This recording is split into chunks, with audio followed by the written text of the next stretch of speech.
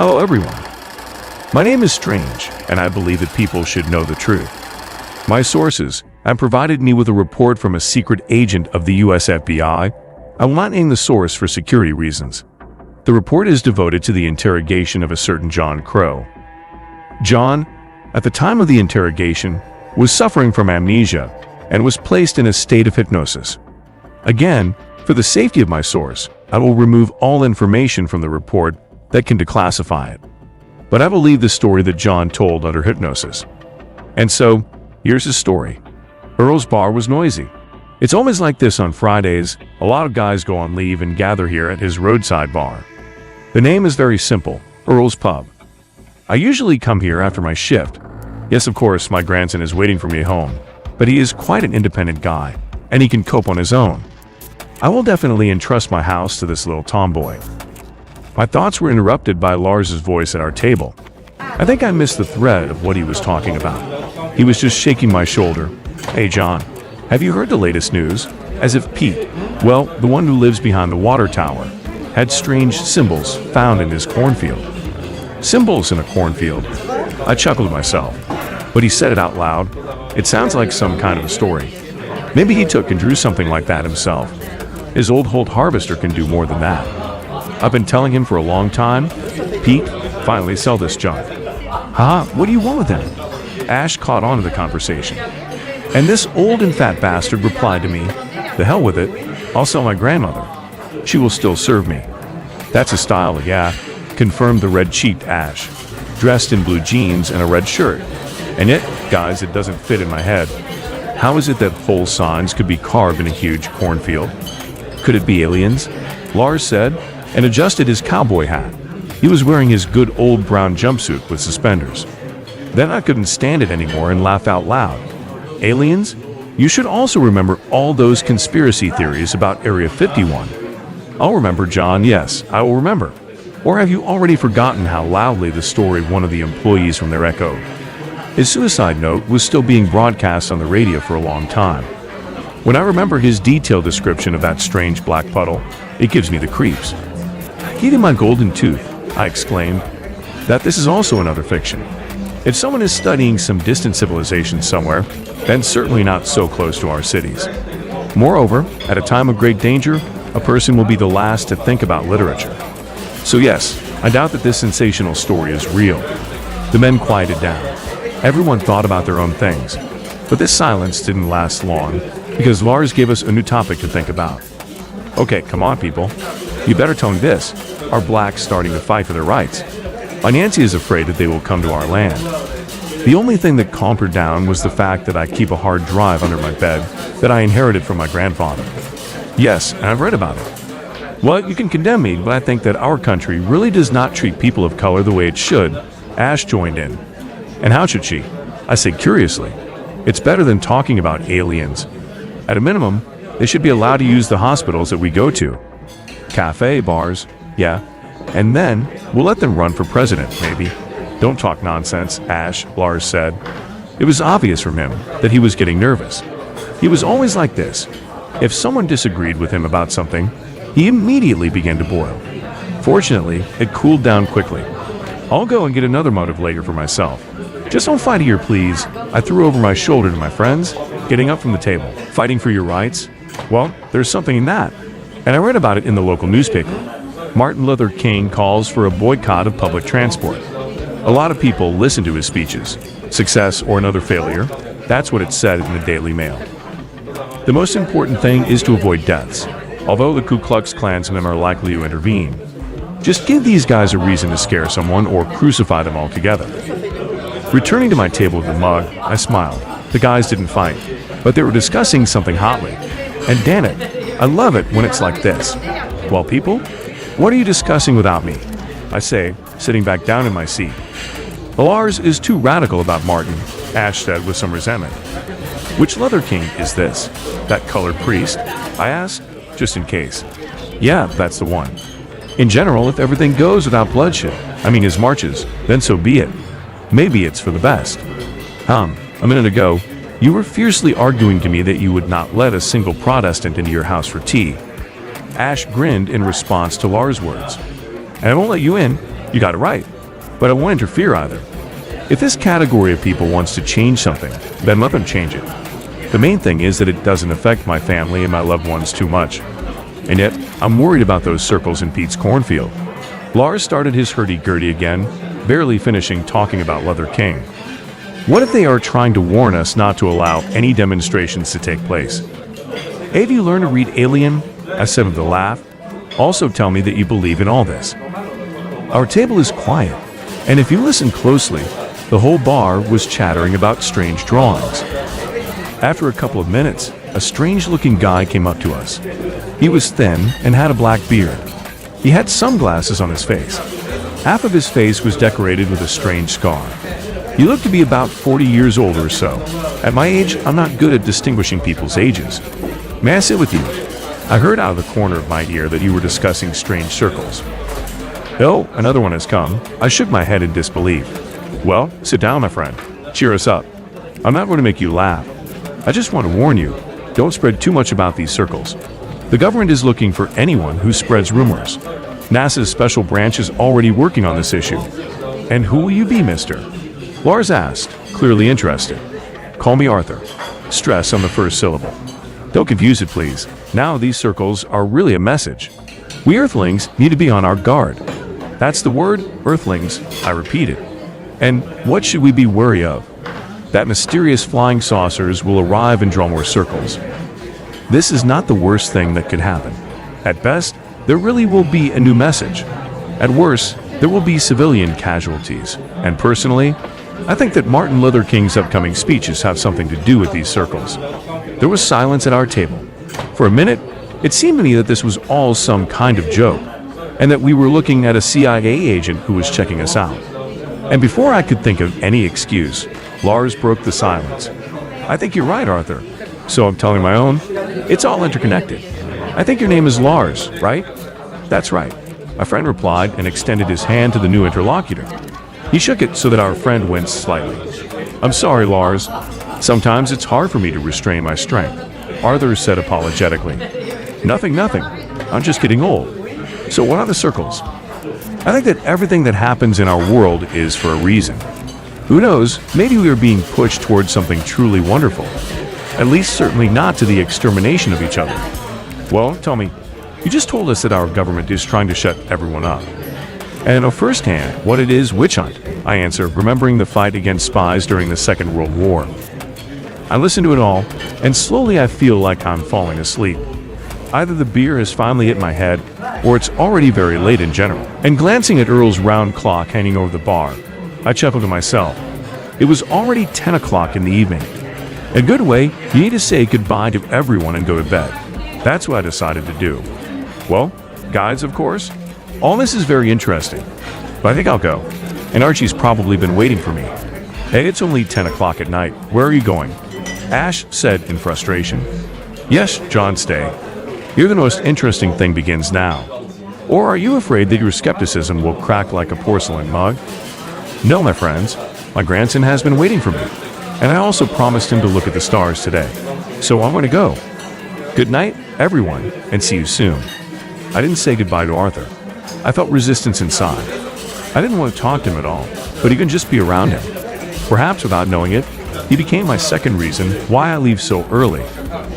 Our new interlocutor smiled sweetly at me, but he quickly lost interest in me as soon as I paid the owner and left the bar. It always took me at least 15 minutes to get home. However, this time I stayed for all 20, because I had to stop periodically to relieve myself. Isabel told me not to stay too long at Earl's, and as always, I didn't listen to her. Oh, I would love to hear her grumble when I get home now, I thought sadly to myself.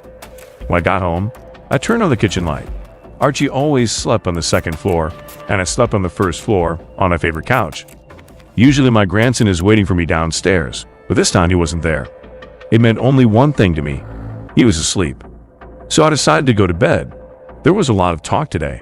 They were all about everything, but at the same time about nothing. Aliens, Martin Luther King, government actions, the sensational story of an employee from Area 51. So after all, you can spoil the whole dream for yourself. I was woken up by a strange hum in the street, and the scream of my grandson Archie. Grandfather, Grandpa, please wake up. I turned over. He opened his eyes and looked at his young pupil with concern. "Archie, what's wrong with you?" "Grandpa, there are lights. Lights in the sky. Let's go quickly, please." I'm grunting.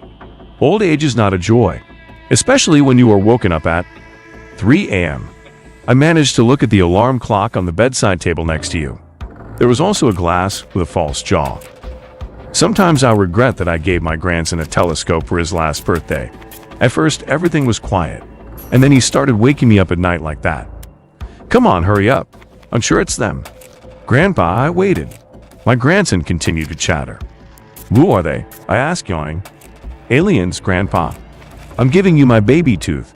It's definitely them." We went up the stairs. The hum subsided a little, but it did not completely disappear. A mysterious light of a bluish hue penetrated into the grandson's window. Archie rushed to the telescope and began to look into the distance. I took out my army binoculars from under his bed and also looked out the window. What I saw made my skepticism run away for a long time. A huge, round-shaped flying object hovered over the water tower, right next to old Pete's house. From this object came that very low hum, as if it were the noise of an electric generator at low frequencies. "Archie, run to the basement. Urgently. I'll call the police. The army if necessary." "But Grandpa, they won't do anything to us." "They won't, will they?" "I don't know, Archibald. But please do as I say."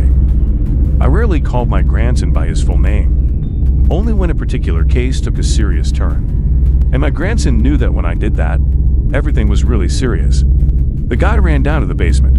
I went downstairs as fast as I could to the phone. He picked up the phone, scrolled through the ring, and dialed 911. "Hello, the police. This is John Crow speaking. My neighbor Pete has an unidentified flying object sticking out." Yes, you heard right. No, I'm not from a nursing home. What are you talking about?" "Oh my God, do you even hear what I'm saying?" And the dispatcher turned me off, just like that, without much bickering. I'm dialing Pete's number. The phone rings, but no one picks it up. It's bad. I go to the basement door and shout down, "Archibald, don't open the door to anyone. Lock yourself inside and wait until I or one of our friends comes. Until then, stay down and keep your head down." Without waiting for an answer, I locked the door. Archie and I kept a spare one in the basement, in case of an earthquake or tornado. I had a 44-gauge Magnum under the couch. It was a gift from an old friend before I retired. And loading the gun, I ran out of the house and headed at a brisk pace to Pete's house. Fortunately, it was only 10 minutes to walk. As they approached Pete's house, the hum grew louder and the light brighter. The object was still hanging over the water tower. And when I got a little closer, I was convinced of Lars's words. The aliens, and it was them, were burning something strange with a huge ray in Pete's cornfield. It was from this that the strange hum came. I tried to find Pete, but he was nowhere to be found. And I thought for a moment that he had become a victim of uninvited guests, as I found him on the porch, in his favorite rocking chair. Pete turned his old wrinkled head towards me and asked, "John, what are you doing here?" I was almost speechless. Pete sat so calmly on the porch of his house and asked me questions so calmly, as if it were an ordinary night without any flying things in the sky. "Well, why are you up? Have a seat. We'll talk while we can." And I sat down, and he asked, "Are you satisfied that it's like this?" I had no choice. Either I let them do what they want, or I'm being wiped off the face of this earth. At least, that's what others told me. Then it became completely incomprehensible to me. How does this guy even relate to everything that's going on? "It's very simple, Mr. John, and please don't take out your gun. We don't need him. As long as you don't show hostility to us, we don't show it to you." I heard a voice behind me, and I was surprised at how cleverly he anticipated my intentions. Arthur came out from behind me. He looked the same as he had in the barn, only this time, he wasn't wearing his black glasses. His eyes were similar to those of reptiles. "We're just leaving messages. We are wondering if humanity is ready to meet us. If you decrypt it, then it's ready. If not, then we'll be back in a while. If it doesn't work out then we tried in vain. And your species as a whole can be considered useless, unless you can be enslaved." I was taken aback. And for the first time in a long time after the end of the war, I felt scared. "Don't be afraid. I won't hurt you. After all, you are just a random witness, as they say. You see, we are very interested in this Martin King. Some of his ideas are similar to those that our race came to a century ago. is not killed ahead of time, then perhaps humanity will be able to reach the level of our development. And that's when we'll reappear. And now, Mr. John, I ask you to return to your house. Don't be afraid. You and your grandson will be fine. So far, and after these words, Arthur snapped his fingers. Hey, John, did you fall asleep? I say, Pete's got circles in the cornfield. Lars's familiar voice woke me up. I abruptly got up from the table and tried to figure out where I was. By the looks of it, in Earl's bar. But I've already been here. Here, literally today. Or was it yesterday? Yeah, John, you should drink less. Or are we having such boring conversations? Ash chuckled. And no, I say in a trembling voice, it was just a hard shift, probably.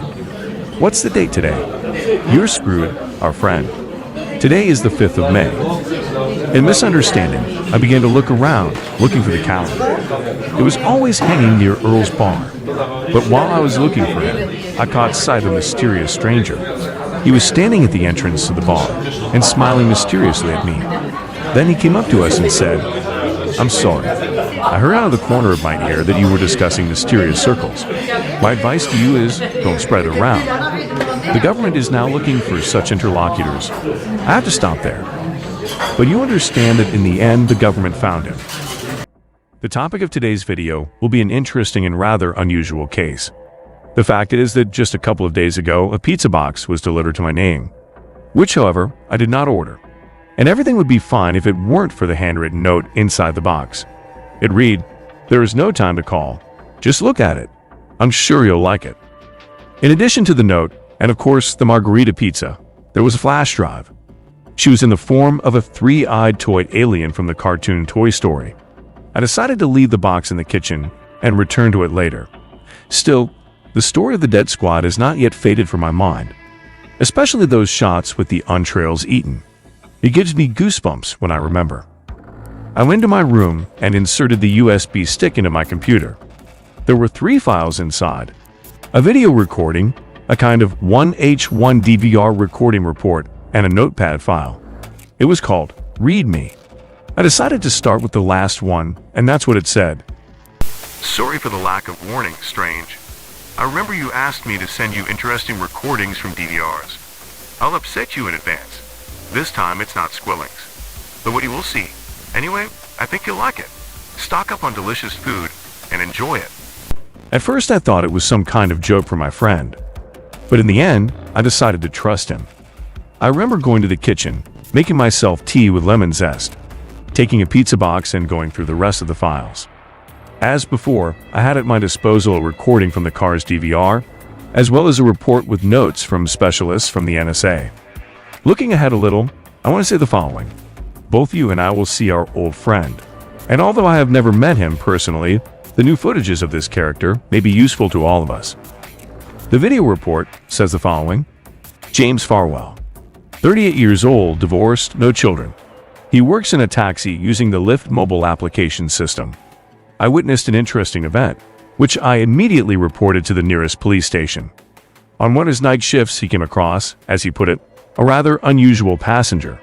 And when James took him to his destination, he witnessed the landing of a real flying saucer. The video of everything that happened has already been processed and is ready for viewing. With respect, Robert S., head of the NSA Analytical Department. This is exactly the story I want to tell you today, dear viewers and subscribers of my channel. I wish you a pleasant viewing. After 200 meters, turn left. The female mechanical voice of the navigator sounded. Yes, honey, I know. Oh, here's my passenger. Look at how he's dressed up. Well, I hope they'll leave me a tip, said the driver of the car. In the camera lens, we can see the sign Earl's Pub. And on the right side of the car, there was a man, apparently the same passenger whom James had just given a lift. The man was thin and had a black beard. He had sunglasses on his face. Half of his face was decorated with a scar. It is difficult to determine his age from the record, but previously, he is somewhere around 40 years old. The sound of the door opening was heard, and then the clap, and the driver's voice. Hey, mister, please don't slam the doors in my car. I'm sorry, sir. I still can't get used to cars. Their handles are so fragile, and the doors are so light. Well, you don't have to choose. By the way, my name is James Farwell. What about you? I'm sorry, James, but I'm not in the mood to reveal my name today. Well, I won't insist. I understand you need to go to the Farm 9? To be honest, I have no idea. Here you go, mister. You have indicated your destination in the mobile application yourself, and yet you don't know where to go.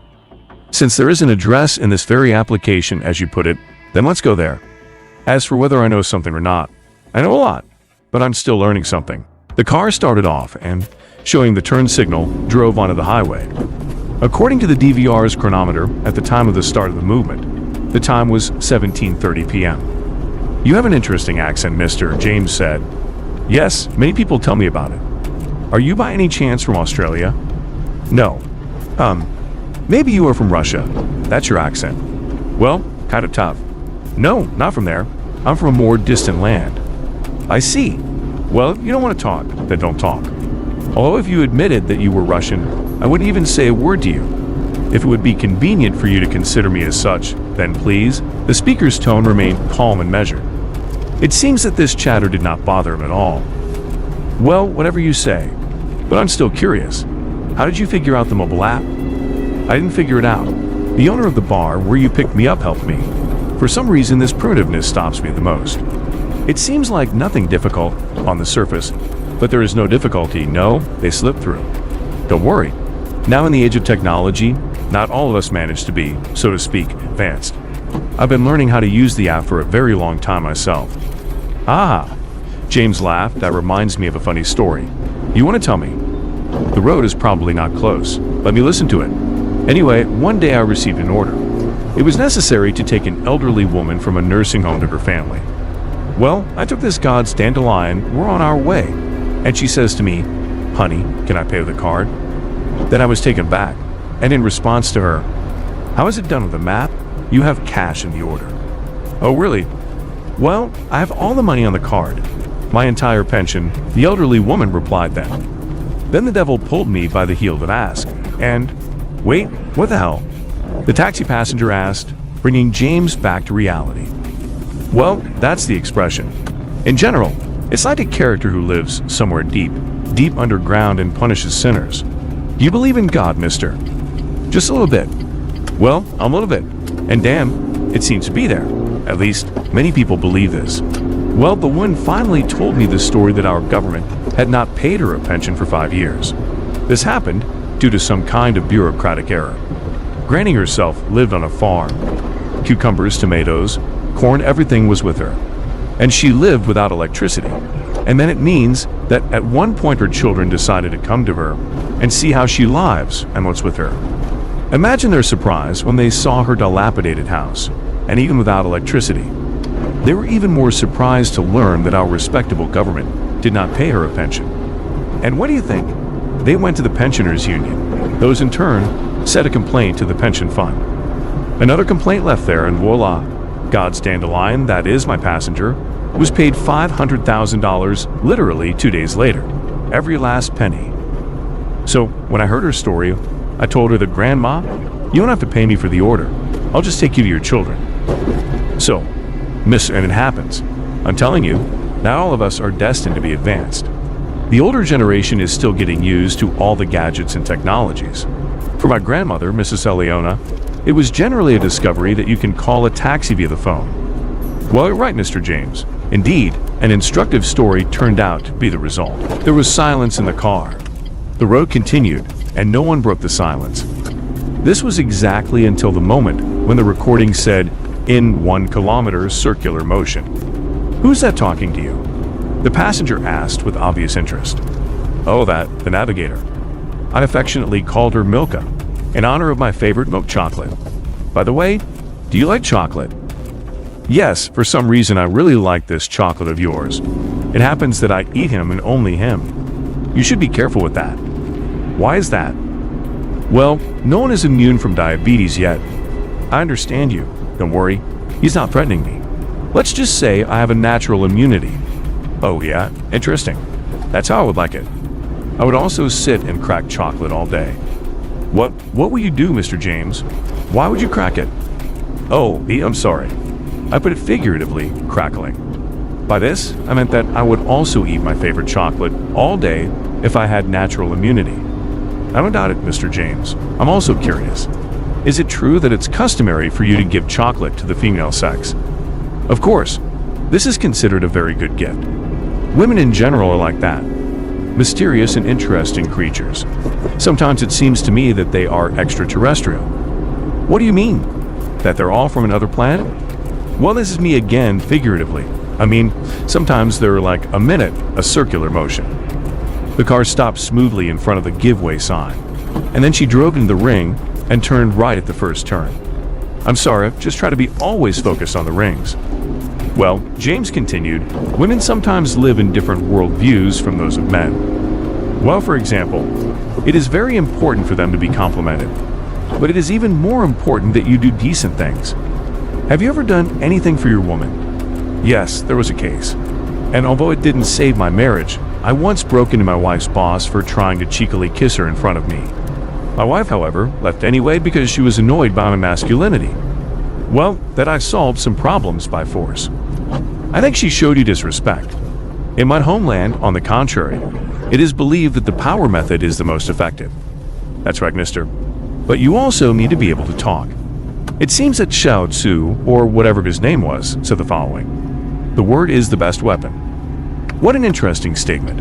Thank you, Mr. James. Thanks to you, I feel like I'm on the right track. Why is that? In the homeland, the power method is considered the most effective. I'm a stickler for the fact that there are other methods. Because of this, of course, I was always an outcast at home until I achieved a high position in the army. Oh, sweetheart officer, I suspected it, of course, but to do it head-on like that. How cool, mister. Thank you, Mr. James, but I'm more comparable, perhaps, to a diplomat. At least, I have never had to use violence against anyone before. And this is commendable, dear. You know, I really like our conversation. And I'm with you too. It's rare when I manage to find a common wave with someone, so to speak. Thank you, dear. But what about you? What about me? Have you done any actions for the sake of women? No, I haven't had to yet. But I have a friend who fell in love with a man here on Earth. At first, of course, she wanted to kill him for violating her personal space. That's the kind of militant lady she is. But then she felt his emotions and realized that she was gone, as you like to say here. How unusual. But what is the act on the part of a man? Perhaps the fact that he is actively looking for her. She recently asked me for advice on what to do, and I'm not good at love affairs. Maybe you can suggest something, and I'll just tell her. Apparently the passenger's question puzzled James Farwell. The silence lasted for a good 10 minutes, and then he finally answered that she really cares about him, and this forced pause, and I suspect that it was her initiative, annoyed her. Then I think she can let the man take another step, and it will already be seen whether something will work out between them or not. Thank you, Mr. James. That's how I'll tell her. Contact us, dear, contact us. Even though my marriage didn't work out for me, but you can't drink away the experience. I'll take your comment into account. Please tell me, how much longer do we have to go? Have I tired you with my chatter? Absolutely not, Mr. James. It's just been a long day, and I want to be in a Creo. That is, I want to say, in a crooked bed. Why is it crooked? Somehow, since childhood, I have been in the habit of sleeping on a bed that is tilted. I understand you. Well, regarding the question, 3 more minutes, and we will arrive. Will someone need you? I just remember that all the houses on that street are abandoned. I don't know when they'll be demolished. Yes, they will meet me there. Don't worry. I've already announced my imminent arrival. After 3 minutes, the car pulled up to the street. Indeed, there were several houses on its right side. The paint was almost crumbling. The windows were boarded up with wooden beams, which looked rather dilapidated. For the sounds, it was heard that the passenger door opened and then closed very slightly. A little later, the driver's door was opened. Apparently, James Farwell was also out. Judging by the fact that all further conversation could be heard, the windows were open in the car. How much do I owe you, Mr. James? That'll be $15, my dear. So little.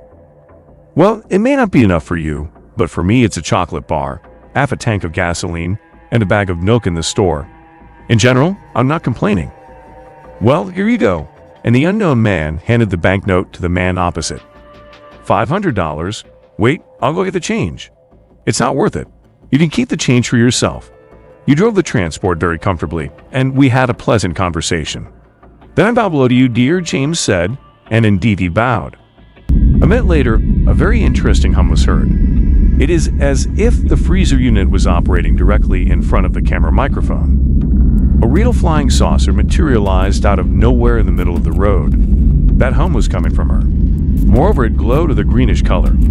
Shouting over the hum, the unknown said, "I think I'll tell you my name. My name is Arthur. And don't worry, Mr. James Farwell, we won't hurt you. Who knows, maybe we'll meet again?" James didn't answer anything. Apparently, he was in a state of shock. The man who called himself Arthur went to the plate. He stood right under her. An array of light from under her seemed to suck him inside. And then the plate rose into the air and began to fly away quickly. 2 seconds later, she activated her disguise and completely disappeared from sight. Holy cookies! James Farwell swore very loudly and leaned on the hood of the car. He immediately took out a pack of cigarettes and a box of matches from his pocket and struck them for a long time to light a cigarette. He did it only after 3 matches. I didn't look any further. Apparently, James just got in the car and drove to the nearest police station. In general, there's nothing I don't know about Arthur, but this name has already slipped through. But where? I started rummaging through my files until I found a secret CIA report on a certain John Lewis. Fortunately, I have a blackboard hanging on the wall in my room. And I needed 3 buttons with orange and 1 red string. I placed an approximate image of Arthur in the center of the board, and I brought 2 strings to it from the files that I now have on hand. And the third, the red one, I spent from a letter from Nicholas Kadinsky about his bosom friend. Something tells me that she has something to do with this strange Arthur. A diplomat, then? Well, it's good that it is, I thought then, finishing the last piece of pizza. And something tells me that this same Arthur will still be lit up somewhere. Thus, dear viewers and subscribers of my channel, you and I have an equally important secret. Who is Arthur? And what interests does he really have on Earth? Let's discuss it in the comments. And remember, people need to know the truth. Greetings, dear viewers and subscribers of my channel. Strange is with you. And today I want to reveal to you an interesting, but at the same time, no less terrible truth. A couple of days ago, a friend of mine visited me. He has already appeared in many of my videos many times, so you may recognize him. It happened. However, I will not disclose the date to you. Don't get me wrong. I just don't want to expose the data leak on this part. Believe me, it won't make it easier for anyone, neither to me nor to him. I will only say that it happened in the morning when I was returning from the store with my purchases. He arrived in his rather nondescript little car and waited patiently for me outside the house.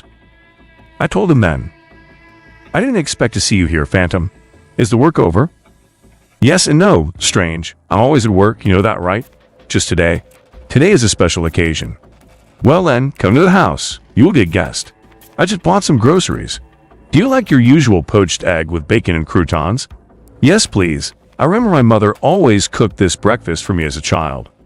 Oh, yes, I know. She was doing great. I even remember my mother being jealous when I got up early just to have breakfast at your place." Yes, Ed. There were times, weren't there, Strange?" said the Phantom, and went into the house with me. We rarely saw each other. He was busy with his work, then he spent time with his family. That's good for me. My wife has been saving endangered albino lions in African reserves for the 2nd month. Although, of course, I also managed to miss her while I'm looking for all sorts of information about aliens and other nasty things of extraterrestrial origin. The Phantom sat down at the kitchen table, and next to me, I began to lay out the groceries from the bag on the table. It took about 15 minutes before I cooked breakfast. All this time, my friend was silent. In fact, he always did. Since childhood, my friend has just sat and watched someone cook his favorite breakfast. For him, it was a ritual before eating, just to watch and observe, and I don't blame him. After all, each of us has problems, right? When I had cooked everything and put it on plates, only then did my friend break the silence that had reigned. "I have something interesting for you." "Who is it this time?" "Not Centauruses. Squillings?" No, the handwriting is not theirs." "Then what?" "Yes, if I knew, my friend. If only I knew. I will only say that the recording is strictly classified. My department is just, don't lie, Phantom. Everything you bring me is classified." I interrupted my friend and dipped the toast into the remains of the yolk on the plate. "Well, it goes without saying." "Wait, don't interrupt me." "So, my department has already reproduced approximately the picture of what happened. And what do we have in the end?" What kind of record is this? I have a smartphone. Better. The black box. There's an audio recording. Moreover, our specialists got it all from the recently discovered wreckage of the plane. An airplane, you say? I have a sip of cocoa from the mug. Exactly. The plane, of course, was civilian, judging by the wreckage. Yes, and a single-engine one. But you do understand, don't you? Planes don't fall that easily, the Phantom said enthusiastically, slowly finishing his portion. He always ate slowly. They don't fall, that's right. What is the reason for this one's fall? You will listen to this yourself. My interlocutor put down his fork and looked at his watch. Oh, damn it. I have to go now. Otherwise, the director of the bureau will eat me alive. Well, come on, Strange. I hope that the information will be useful to you. And yes, thank you for breakfast. After all, it's not for nothing that you took the recipe from my mother. Come on, Fant, I said, and watched my friend leave. His empty plate and a USB flash drive were left on the table. This time, it was in the form of an airplane. No, well, people can do all sorts of things, and USB flash drives are out. Now, there are also different ones. In my childhood, one could only dream of such a thing. Of course, I left the dishes for later. Still, I was wondering what the Phantom had brought me. As I remember now, I went into my office, closed all the curtains, and turned on my laptop. Already there, I used the encryption program, just in case, and after making all the necessary preparations, I inserted the USB flash drive into the connector. There was only one 4 file on it, and I started listening to him. Here and further, my dear viewers and subscribers, you will hear what I have heard. 3, 2, 1. Stan, check the instruments. Remember, you should always know what's going on around you. Yes, check the instruments. All systems are working normally. Okay, great. Steer the plane straight. How's the car? Yes, but a car. Are you voicing everything that comes to mind again? That's the flight recorder. It's interesting what gets there. They only listen to it at the same time when your body parts are lying somewhere on the ground along with the debris. Don't strain yourself like that, otherwise the veins will soon all pop out on your forehead. And then they'll burst. Have you seen them? Who? Well, are the veins bursting? The living don't? For the dead, yes. So, wait. We need to contact the airfield. We'll be boarding with you in 20 minutes. Do you remember what to do when boarding? That's right. Well, that's great. Dispatcher, is this the Yellow Falcon, over? Sokol, this is the dispatcher. It can be heard clearly and clearly. We'll be landing in 20 minutes. The distance to you. How much, co-pilot? 12 miles, I think. It seems we're 12 miles. 12, sir. Dispatcher, this is the Yellow Falcon. The distance to the designated lane is 12 miles. Sokol, this is the dispatcher. Do not clog the airwaves, please. The runway is occupied. Another plane will land there soon. Your lane is a little further, in 13 miles. Accepted, dispatcher. See you on the runway, over. Have good landing, so. It seems that someone did not finish. Shut up, Cadet Stan Weekly. There must be something wrong with the connection. Besides, it's starting to rain. We need to get to the airfield as soon as possible. I'm sorry, Mr. Daniels, but it's my flight really that bad if you won't even let me make a joke? Your flight is good, Stan, but that doesn't mean you can break the chain of command now. Is that clear? Yes. Is that clear? That's right. First Pilot Daniels. The steering wheel is to the right. Yes, the steering wheel is to the right. Speed, 200 miles an hour, sir. Great, we're even a little ahead of schedule. About 6 more minutes and we'll be there. I wish it was all ready. I really want to make myself a hot coffee and then stay up all night. We have the next stage of the flight tomorrow, and I need you, super duper pilot Stan Weekly, sober and well rested. Your point is accepted, sir. No coffee? That's it. Hey, what's that over there? Where? There is a bluish glow on the starboard side. It's coming towards us. I'm taking the plane to the left. No, wait. Jesus Christ, not so abruptly. You're going to ruin us, Cadet. Mother of God, is this an alien ship? But it's kind of, not round, and not in the form of a plate. Get this nonsense out of your head, Cadet. It's probably an experimental combat drone. And I think that they are waiting for him in the lane that was originally prepared for us. Please contact the dispatcher. I think we should report this. It's right that you think in this way. After all, the co-pilot's duty is to report all oddities both inside and around the aircraft. Dispatcher, this is a Yellow Falcon. A UFO swept past us, or some kind of combat drone. Dispatcher, Is this the Yellow Falcon, over? They don't seem in a hurry to answer. Dispatcher, this is the Yellow Falcon. Oh, damn interference. Apparently someone is jamming the connection. They're probably welcoming guests. Well, we'll be guests too. Your words, Mr. Daniels, are in God's ears. Don't get carried away, rookie. Meanwhile, we're 3 miles from the runway. Great. Now, as I was taught, check all the instruments and report to me, the first pilot. The chassis responds to the command. The fuel supply is carried out in normal mode. The flaps are working. Doom? No, I think we're ready to land. Yes, that's right. Then let's go down. Dispatcher, I'm the Yellow Falcon. We're going down. It's another mile to the strip. They're silent assholes. Well, never mind. As soon as we land, I'll give these idiots a hard time. I see land, Mr. Daniels. The lights on the strip are on. Fine, then do everything as you were taught.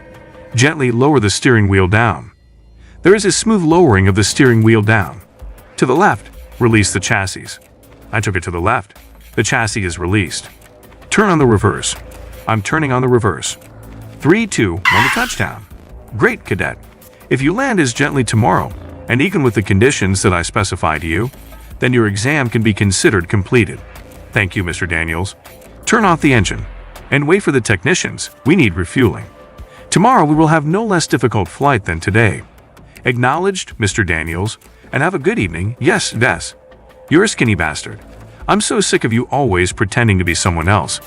You're all in command, but it's like you don't understand much about airplanes yourself. All you do is brag about how dozens or even hundreds of people were burned with napalm on the Warthog in Vietnam. The same feat for me, damn it. We still have to wait for these technicians. How do you even know they're coming, Daniels? We don't even have a connection. This airfield is still small. No, well, it was necessary to come up with an exam. It is unclear where and in what area.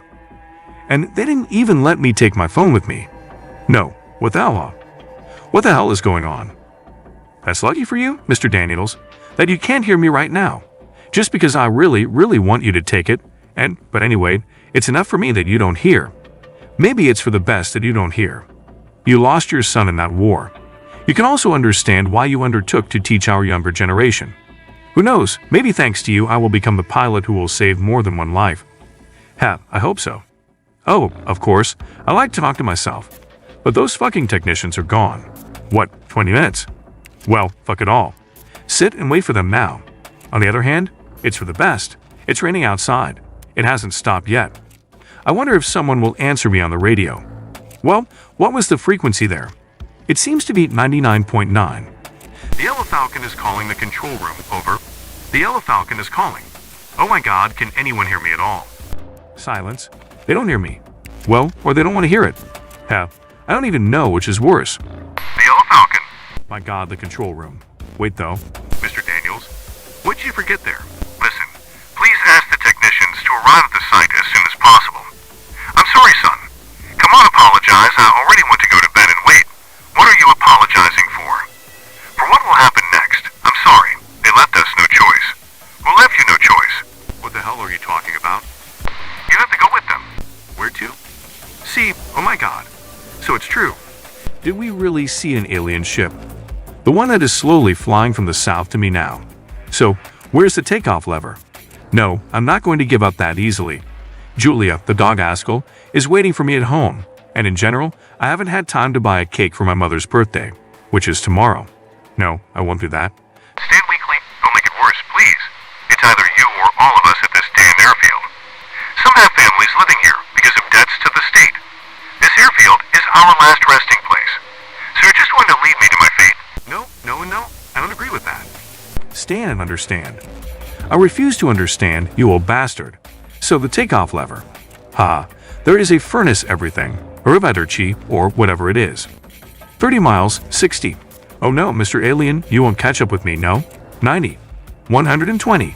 Yes, baby. It remains now to fly to. Damn, this old bastard took the map with him. Where am I going now? However, it doesn't matter. Anywhere but into the clutches of these. The light? Green light. I want to go to the green light. Yes, I need to go there, to him. Julia Askell, Mom. They will understand me. Yes, they will understand. Steering wheel to the left. The speed is 170 miles per hour. Dispatcher, I'm the Yellow Falcon, coming in to land. The dispatcher is listening. We are waiting for you. 160 miles an hour. The chassis is released. The fuel supply? No, it's stopped. We're out of fuel. I won't see the green light. Stan, it's me, Mr. Daniels. Land the plane. Our guests have been waiting for you. Stan, I can see you. Slow down. Dan, your engine has failed. Look, it's just... No. What are you doing? Don't plan down. You need to sit down. This trip is yours, as I taught you, my boy, as I taught you. Carefully. Do you hear me at all, Stan? I hear. I think if I do what I do, then everyone will benefit. Well, except for me. I hope the aliens kill you all. Stan, please just land the plane. Well, or jump out, parachute. Dan, I laid it out before I flew here with you. Stan, you can still land the plane, just align it. Turn on the reverse. Reverse, motherfucker. No, not into the woods, not into the... And here the recording ends. Please spend the last minute in silence with me, in memory of the deceased Stan Weekly. And thank you for staying with me. I am glad that my work is not in vain. Greetings, viewers and subscribers of my channel. Strange is with you, and today I want to talk to you a little bit. As you may have noticed, the channel's audience is growing. The truth that I find and which I filter, sifting out fictional headlines and facts, is spread by word of mouth. Even some of my neighbors who have never been interested in the subject of UFOs, even they started talking about it. In many ways, this is your merit. There are many people among you who have shared their stories with me. I understand perfectly well that this was not easy for many. After all, not everyone can so easily remember, and even more so tell what happened to them, right? I'm leading this lyrical digression to the fact that people gradually began to come out. Whether they are victims of a collision with aliens or just eyewitnesses of certain incidents, people want to open up to this world, and they also long for the world to open up to them. I can't blame them for that. Just as I don't blame those who decide to take more open steps. In this case, I mean TV and radio broadcasts. Just recently, I was driving to buy groceries at Walmart. The radio station, Radio New York Live, was broadcasting, and there on the air, you won't believe who I heard. It was Mr. Daniels himself. If anyone does not recognize the person I am talking about, then this is one of the instructors of the Flight Academy, where one of the cadets recently died under very mysterious circumstances. That's just, you and I know exactly under which circumstances he died. I'm still replaying the voice of that boy, Stan, in my head. So that time, as soon as I heard the familiar voice of this traitor instructor, I immediately pulled over to the side of the road. I started listening to his interview. I wanted to know why such a person who cooperates with aliens suddenly decided to come on the radio. There are different kinds of madmen nowadays. There are those who follow their own thirst to become famous. There are also those who think that their sins will be forgiven the same hour they confess them. That's just, it doesn't work that way. A little later, I did get to the supermarket, and after a while I returned home. Without even laying out my purchases, I immediately rushed to my office. I managed to hack into a simple radio station server and pull out a recording of the broadcast. A friend of mine from the IT department showed me how to do this. It's simple enough. However, I'm sorry, I won't reveal this secret. Nowadays, any information can be more deadly than a lead bullet. In general, I pulled the broadcast recording from the radio station servers, and I want to share it with you so that you can listen to this. Daniels too. God forgive me for saying this. All agents who follow me in my activities, please pay attention to this person. He should be behind bars as a traitor to our homeland. I hope you find this bastard and send him to where he belongs. The broadcast recording will be turned on in 3, 2, 1. So you're saying you've been in contact with aliens? A dry, confident voice sounds. Yes, I did, and more than once. But Mr. Daniels, yes, please forgive me and my memory. So Mr. Daniels, there are a lot of people like you on our airwaves, and not only here. People have all gone crazy lately. Do you really think people are crazy? Isn't it? Everywhere you look, there is talk of aliens, Martians, and other horror. By God, I advise my friends and neighbors to just go to church, talk to the Reverend, confess to him about using illegal substances, and close the subject. Do your friends often listen to you, Mr. Williams? Oh, if you listen, then there would probably be a lot fewer madmen in this world than there are now. But that's not the point. I'm more interested in this. Do you really believe what you're saying? I believe and I know. And if my colleague brings the Bible now, will you be able to swear in the name of the Lord that you will continue to speak only the truth here? If it convinces you, then yes, I'm ready. Well, then that's what we'll do. Oh, I didn't even have to wait long. It's good that the sound specialists are sitting in the room next to us. So, Mr. Daniels? David Daniels Smith, swear here and now on this Bible that I pledge to tell the truth, and nothing but the truth. Well, now I believe you a little more than half, Mr. Daniels. When was the last time you saw aliens? A week ago. According to my agreement with their representative. Stop. Did you say representative? Did they have a representative? Is it a diplomat or straight a representative? He did not identify himself as a diplomat. By the way, you look like a simple citizen. Only he was wearing a blue tuxedo, black trousers, and long-toed shoes of the same color. He also wore black sunglasses, and his face was decorated with a long scar. A scar, you say?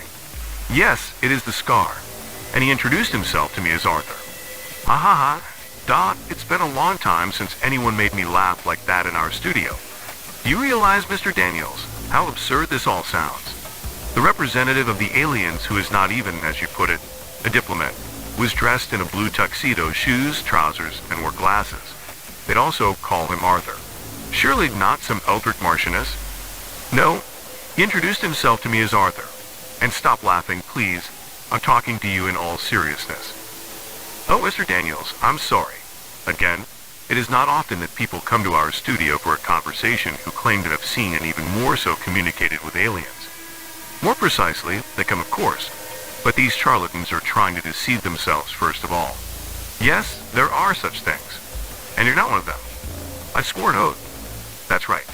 Well, then tell us in more detail what kind of aliens they are and what they wanted from you. Thank you for the opportunity, Mr. Williams. In general, I'm very glad that I managed to get on the air with you. After all, my story is more of a warning than an attempt to assert myself in anything. The aliens themselves contacted me when I was filling in for one dispatcher at the airfield. The airfield itself was living out its last days. There were almost no planes.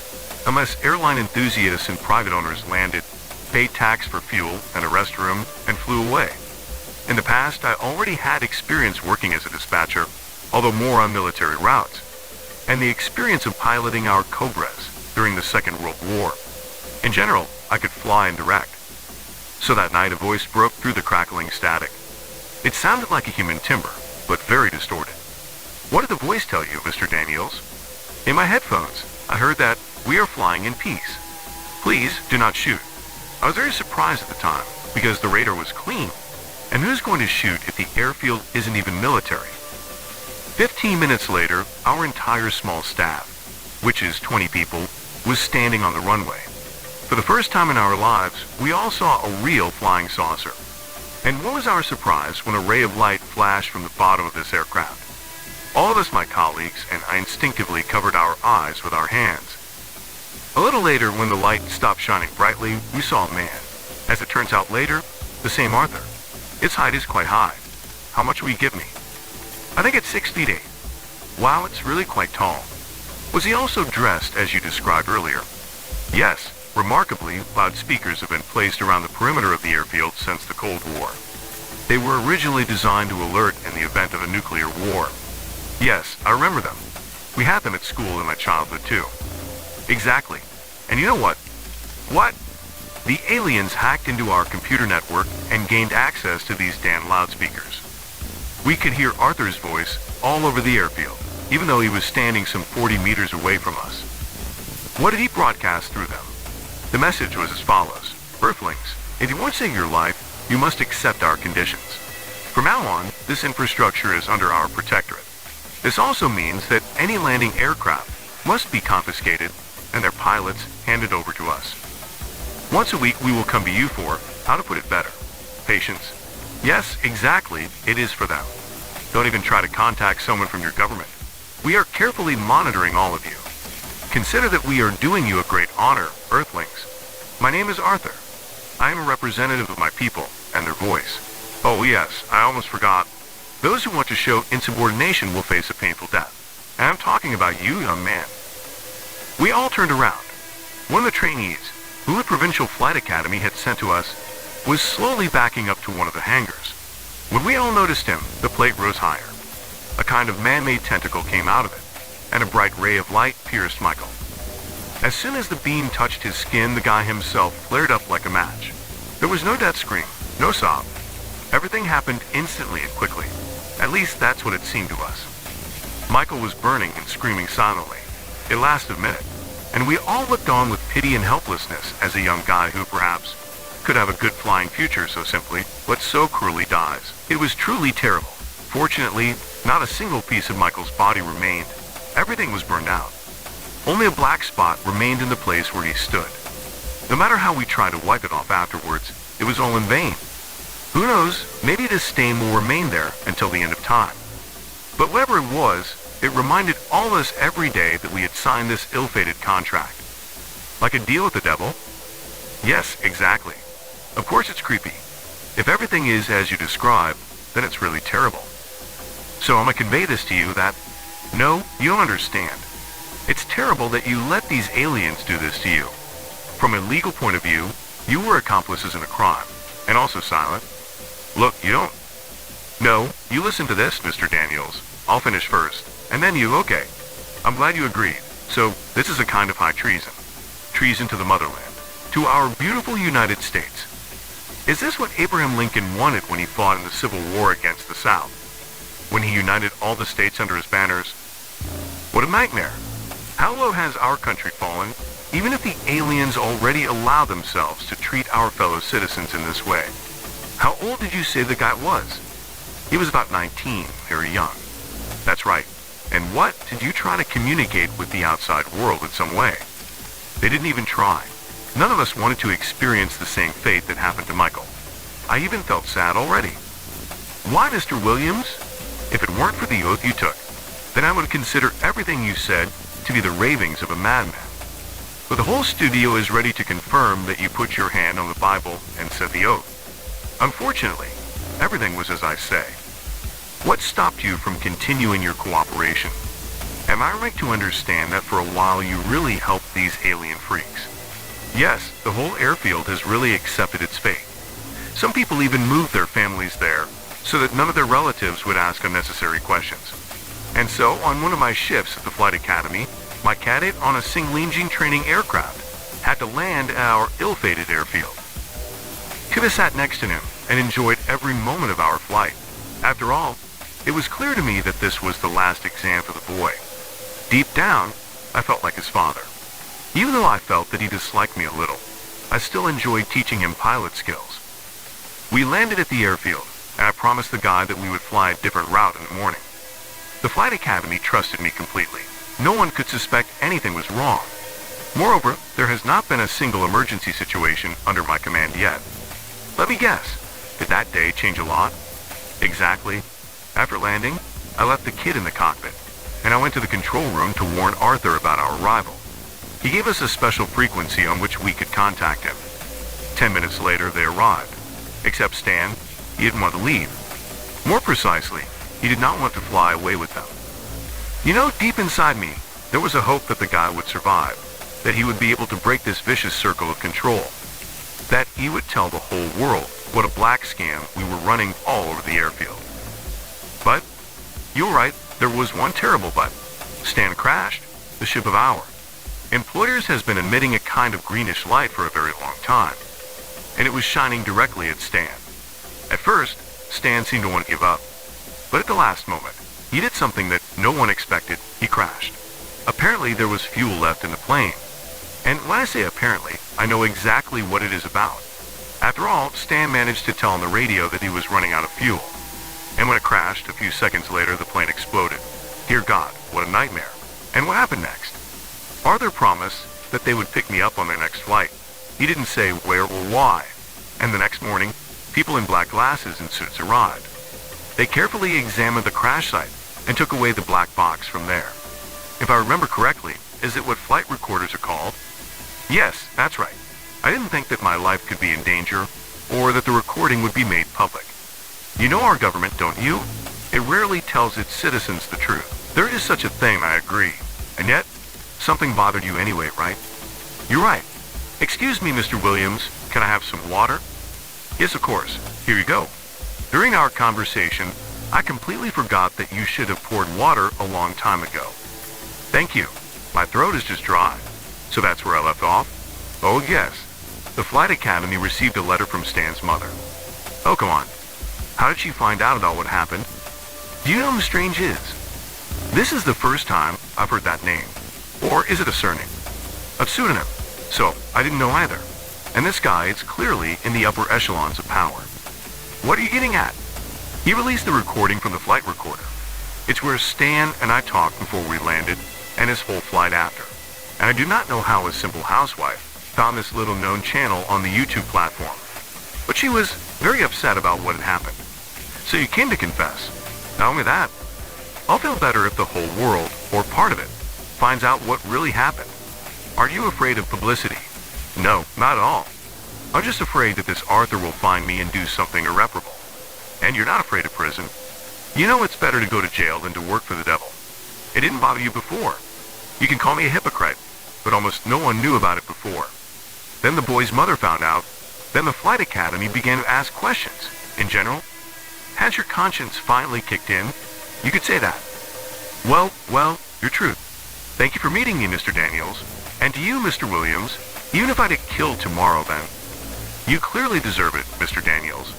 At least for the simple reason that 2 guys have already been killed on your ship. By the way, what about the airfield? With the airfield, go and find out for yourself. Maybe you'll find something interesting. You're deaf too? It's quite possible. But that's how lucky you are. I found a life. And it was the Greg Williams Tonight Show. Have a nice evening, America. Are you probably in the same shock as I was? Please share your opinion and impressions in the comments. And also, subscribe to the channel and send me your stories related to aliens by email. You will find contacts in the About the Channel section.